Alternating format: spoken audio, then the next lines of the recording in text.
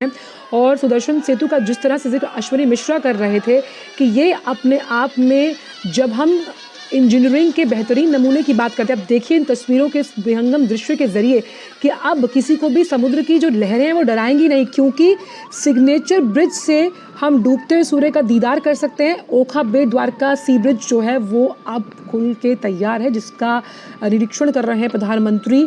और गुजरात के द्वारका में देश का सबसे लंबा ये सिग्नेचर ब्रिज, आप देखिए इन तस्वीरों के जरिए क्या विहंगम दृश्य आप यहाँ पर देख पा रहे हैं।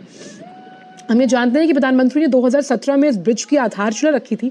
6 साल में इस ब्रिज का निर्माण जो है वो पूरा हुआ है। अब मानचित्र की बात करें अगर गुजरात की, तो एक नए लैंडमार्क के रूप में ये स्थापित होगा। और साथ ही साथ ब्रिज के खुलने की वजह से अब ओखा से बेट द्वारका द्वीप जाने में जिस आवाजाही को सुगम बनाने की बात की जा रही है, जिसके समय को बचाने की बात की जा रही है, वो अब हो जाएगा। बिल्कुल अश्विनी, क्योंकि आप हमारे साथ मौजूद हैं, हमने आपकी रिपोर्ट भी देखी। जब हम सुदर्शन सेतु की तस्वीरें दिखा रहे हैं अपने दर्शकों को, पर्यटन के लिहाज से, धार्मिक पर्यटन को बढ़ावा देने के लिए ये सिग्नेचर ब्रिज वाकई में गुजरात के मानचित्र पर एक लैंडमार्क साबित होगा आने वाले समय में। निश्चित तौर से, और उसी का लोकार्पण प्रधानमंत्री नरेंद्र मोदी ने किया है। और ये सही मायने में अगर देखें तो एक संकल्प की सिद्धि का प्रमाण है, क्योंकि प्रधानमंत्री नरेंद्र मोदी ने अपने दूरदर्शी सोच के तहत इस सागर की अतल गहराई में सागर को बांधने का जो संकल्प लिया था, सागर को जो मथने का संकल्प लिया था, वो आज पूरा हुआ है। वैज्ञानिक दृष्टिकोण से, इंजीनियरिंग के दृष्टिकोण से लोग ये संभावना, इस बात की बेहद विरली संभावना समझ के चलते थे कि यहाँ पर सागर का प्रवाह इतना ज्यादा है कि यहाँ पर सेतु निर्माण जैसी स्थिति हो ही नहीं सकती। लेकिन अगर आप में अदम्य ऊर्जा, अदम्य साहस और दूरदर्शी दृष्टिकोण है और साथ ही साथ एक वैज्ञानिक सोच है, तो निश्चित तौर से आप किसी भी मुश्किल चीज को कैसे आप साकार धरातल पर उसको यथार्थ के रूप में लेके आते हैं। सुदर्शन सेतु इसी का प्रमाण है।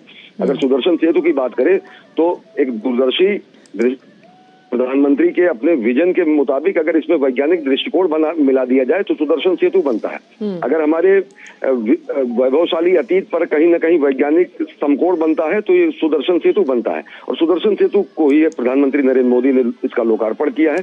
2017 में इसकी आधारशिला उन्होंने खुद रखी थी, भूमि पूजन इसके लिए किया था, और ये आज इन्होंने आज ये राष्ट्र को समर्पित किया गया है। सबसे बड़ी बात जो है, अगर देखें तो बड़ी संख्या में सागर में चारों तरफ हजारों की संख्या में नाव में लोग इस समय वहां पर मौजूद हैं और नाव में बैठे हुए लोग प्रधानमंत्री नरेंद्र मोदी का अभिवादन कर रहे हैं। और साथ ही साथ मैंने यहाँ पर अगर आप देखेंगे तो फ्लोटिंग तरीके से मोदी की गारंटी भी यहाँ पर दिखाई दे रही है। किस तरीके से लोग एक विश्वास लेके चलते हैं कि प्रधानमंत्री नरेंद्र मोदी ने जो पिछले 20 वर्षों से गुजरात की और राष्ट्र की जो पिछले 10 वर्षों से सेवा कर रहे हैं, जो पूरा का पूरा ये सेवा और संकल्प का जो ये पूरा का पूरा 2 दशक चला है, वो पूरे गुजरात का भी कायाकल्प करने में